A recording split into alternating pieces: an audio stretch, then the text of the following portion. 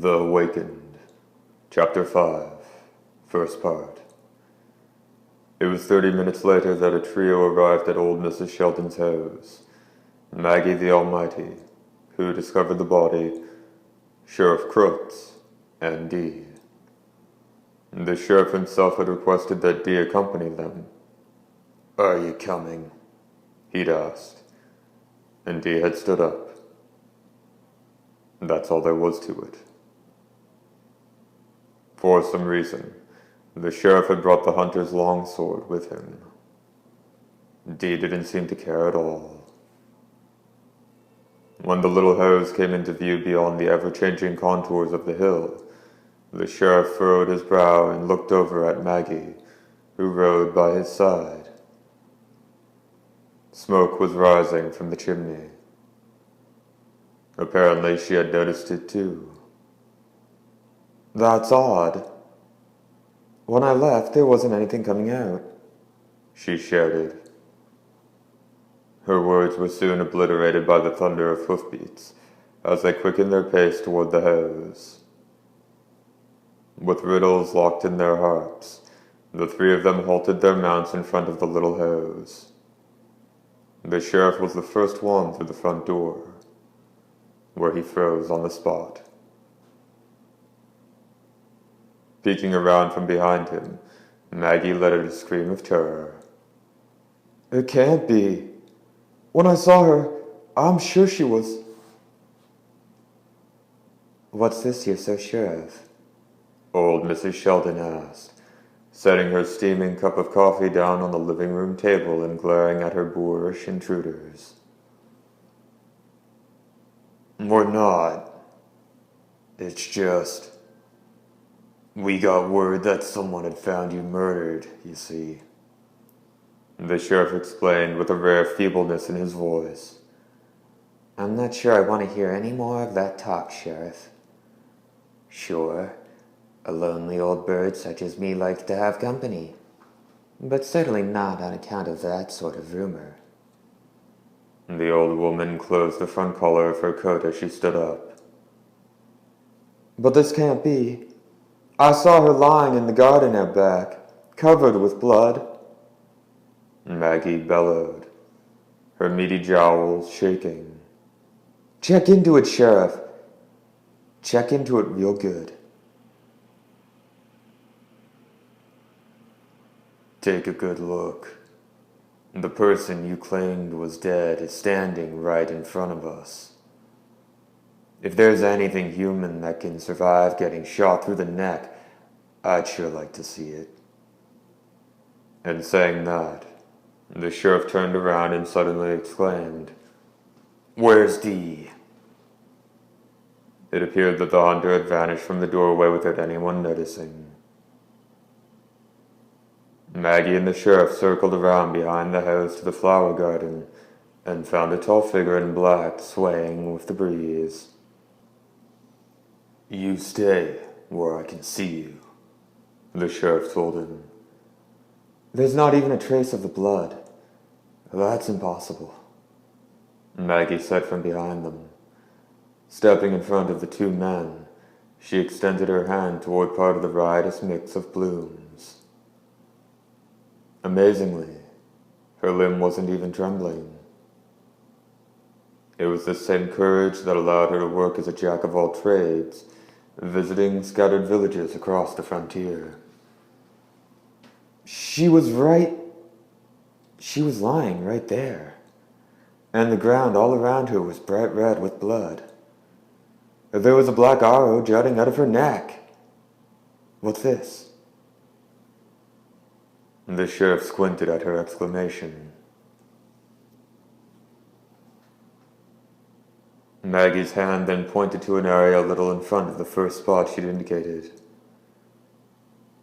"Even the flowers have vanished," she shouted. "The flowers?" "There were blue flowers in bloom, right in here, prettier than any I'd ever seen. And now, as you can see, they're just gone." As if in a daze, she turned to Sheriff Crooks, and as their eyes met, Dee asked the lawman, "When's the last time you were out here?" "About 5 days back," the sheriff replied in a voice as thin as paper. "But I didn't actually see her then. I was just in the area, and I saw the smoke coming out of her chimney." "Were there blue flowers in bloom then?" Thinking a bit, the sheriff shook his head. "Nope." "So, they bloomed and then disappeared, did they?" The hunter mused. "I think her eyes might have been playing tricks on her." "Wait just 1 minute there. You think I dreamed all this?" The woman roared angrily, but she immediately fell silent at the result of her words. The trio was enveloped by tension as tight as a nerve at the breaking point. Dee quietly looked at the sheriff. The stiffness that had taken hold of Krutz's whisker-peppered cheeks were gone in an instant, and the placid atmosphere returned. "What kind of flowers were they?" Dee asked Maggie. Perhaps thinking him her ally, the traveling merchant stared at his profile as if hypnotized, then hastily made some gestures with her plump fingers. "They were about this big, and just the most beautiful shade of blue. Though I've never been there before, I have to wonder if it's the same color as the sea that I've been hearing about since I was a kid." The sea. A blue petal. Dee turned right around. Faster than anyone else, he determined there was no use staying there any longer. The sheriff apologized to the old woman for their sudden call, and then the three of them mounted up.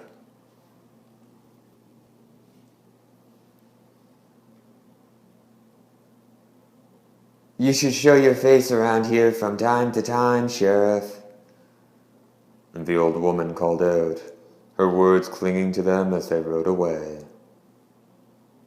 On the road leading back to town, Dee alone wheeled his horse around. "And where are you going?" "I can't leave the village." "You're in custody," the sheriff said bitterly. "Your wife told me all about the girl. Where's the shortcut to the dance?" Giving it some consideration, Sheriff Krutz then pointed in the direction of the forest to the southwest. "Go about 2 miles," he said. "When you come out of the forest, there'll be a little path. Follow that for 3/4 of a mile. I'll come back when this is finished." As Dee finished speaking and prepared to give a kick to his horse's flanks, a long, thin shape flew toward him. Catching the long sword in his left hand without even turning, Dee galloped off. "Not the most social type, is he?" Maggie muttered as she smoothed her hair. "Well, that's how the lookers have to be. I don't care how cold he was to me. I suppose I'd still try to move heaven and earth for him, even knowing he'd leave me for sure." "You can tell how it is," the sheriff said as he watched the dwindling figure. "Hell, anyone can tell. He's not trying to do it, but he makes the people around him unhappy. At my age, and with me leaving the village behind real soon, it's not a big problem." She looked at Sheriff Krutz with a sort of pity in her eyes, and then turned the same gaze toward the old woman's home. "But I figure it's gotta be pretty hard on the rest of you folks. Gotta wonder if it wouldn't have been better if you'd never let him in." Page break indicated by a small cross. By the time Dee arrived at the vacant lot, the sunlight was already fading and the sky was graced with a languid blue tone. Tethering his horse to a tree trunk, Dee trod across the yellowed grass. The scene around him was a familiar one. The lot was fairly large, some might even call it vast. At present, it held no mansion steeped in blue, just a grassy field stroked by the wind. Not speaking a word, Dee stood in the center of the lot where, in the dream, the great hall would have been. Here, the girl the Sleepbringer loved had imagined dance parties every night, and here, in this overgrown lot, she danced with furtive steps. And her partner had been. "Can she come out of the dream?" Dee asked, as if putting the question to the wind. "I don't know." The unsociable reply came, riding on the wind. "Shall we give it a try, then?" "Sure, why not?" the voice said. Dee moved a little to the right. The tall grass hid him completely where the garden would have been. If he went still further to the right, he'd come to the gate, and beyond that, to the road that led to the mansion. Catching strange sounds on the wind, Dee quietly turned around and saw two figures approaching from the path at the opposite end of the lot. The slender one was a little quicker. Squinting, he saw that it was Nan.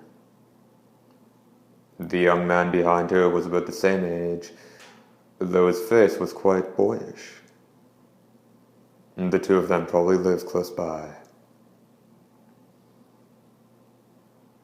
"Oh, don't get so mad about it," the young man said, trying to keep his tone down, although the wind carried it clearly enough. "I'm not mad at all. Go home," Nan said tearfully. This wasn't a quarrel between siblings, but between lovers. "I didn't mean to say that. It just came out." "You don't have to get so hot about it," the boy said. "Come on, let's go back. The sun will be going down soon." "There's nothing to worry about. I've been coming here for a long time. You can go home alone." "Stop being such a ninny," the boy said, anger tinging his words. Then he reached around from behind Nan and grabbed her by the wrist. Nan shook her arm free of his grip and quickened her pace. The boy stopped following her. Cheeks flushed with indignation, he shouted, "Do whatever the hell you please then. No matter what happens, your precious hunter is not coming for you." And then he turned his back on her. Nan stopped in her tracks. Once the young man had vanished down the road, she turned around. She looked worried. She looked sorry as well.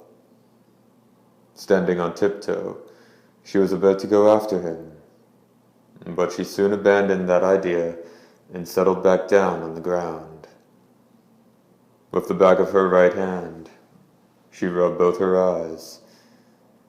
If silent tears could be called crying, then that's just what she was doing.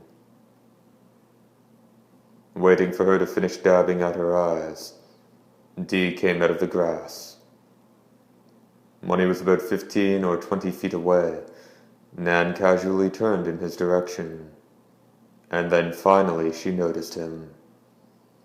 Her eyes opened wide, and her cheeks flushed instantly. "Oh no," she gasped. "How long have you been here?" "I just arrived." Nan seemed relieved. No one liked to be crying. No one liked to be seen crying by other people. "But you saw us, didn't you?" she asked bashfully.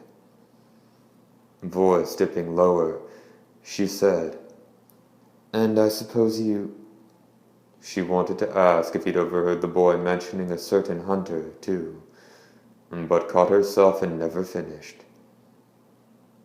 "You shouldn't fight like that." "Stop it."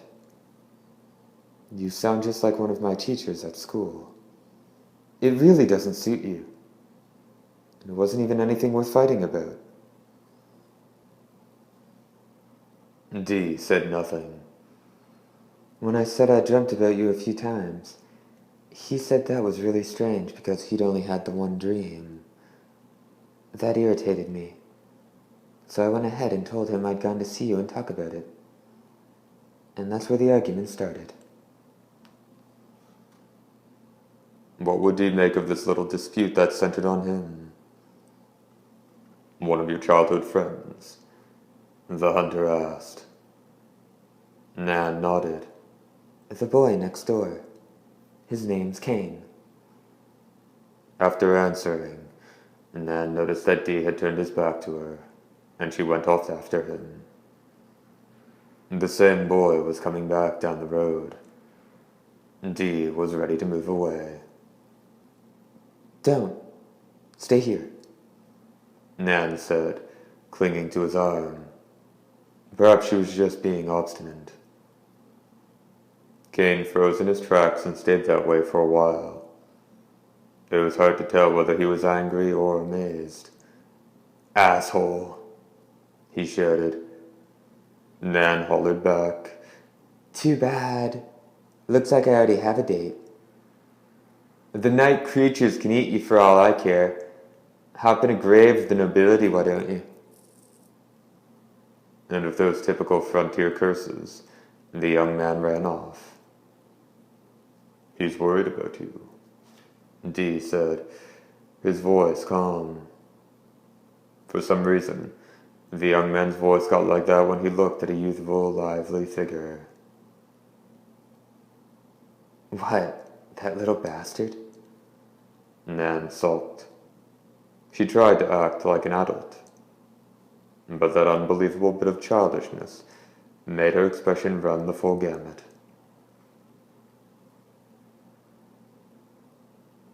Why did you come out here? No reason. It's close by, and I've been playing here since I was little. Apparently Sybil used to come here a lot too, said Dee. How do you know that? Do you want to go to dance parties too?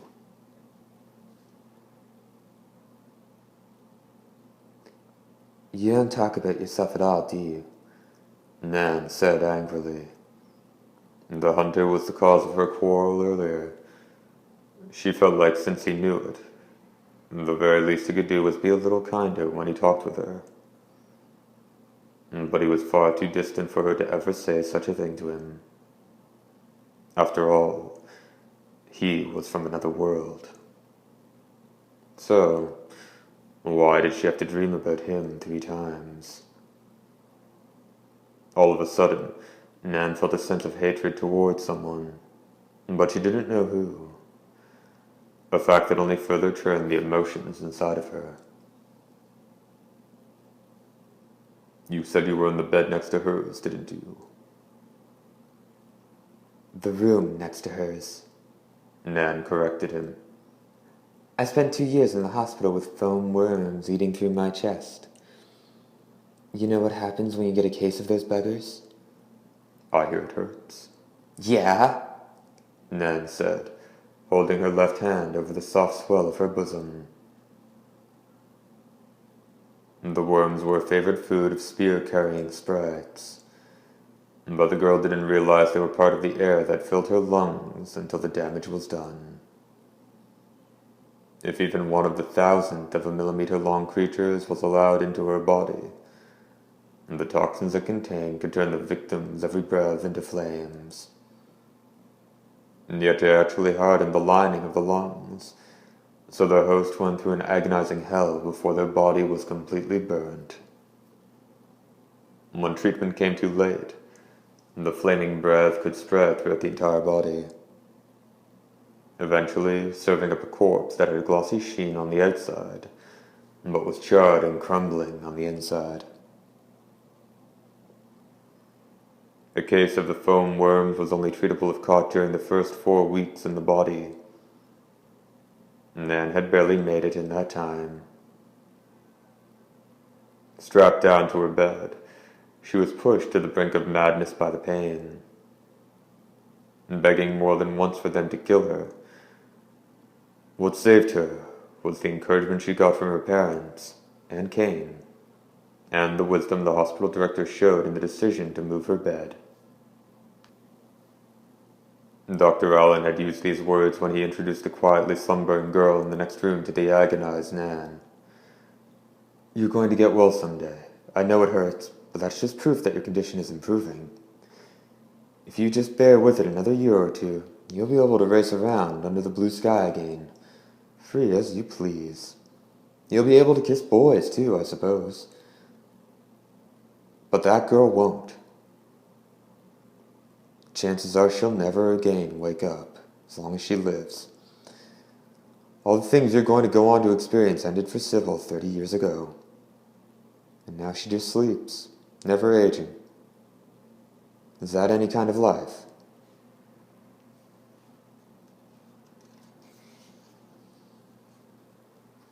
"So I just suffered through it," Nan said, gazing at Dee with sparkling eyes. "Knowing I'd get well someday, that someday I could get out of bed, run across the ground, pick apples in the fall, go skating in winter, and swim in the lake in summer, and listen to Kane play his guitar again. That's what I thought about." Having said all this in a single breath, Nan suddenly looked down bashfully and played with her hair. The dusky light painted her profile a rosy hue as Dee remained silent and gazed at the 18-year-old girl. "What you said earlier?" Nan ventured in a tiny voice, still looking at the ground. "Yes." "About the dance party. I heard it from the sheriff. He said it was Sybil's dream. That he was sure every night she was throwing a dance party." "Do you envy her?" Dee asked. "Sure I do." "This is a peaceful village." "I still envy her. A lot more recently." Nan stopped herself then. Frightened by Dee's eyes as he watched her, she froze. What was going to happen? The thrill that accompanied her shudders made her very pores open. What actually happened was unexpectedly simple. "How recently?" the hunter asked her.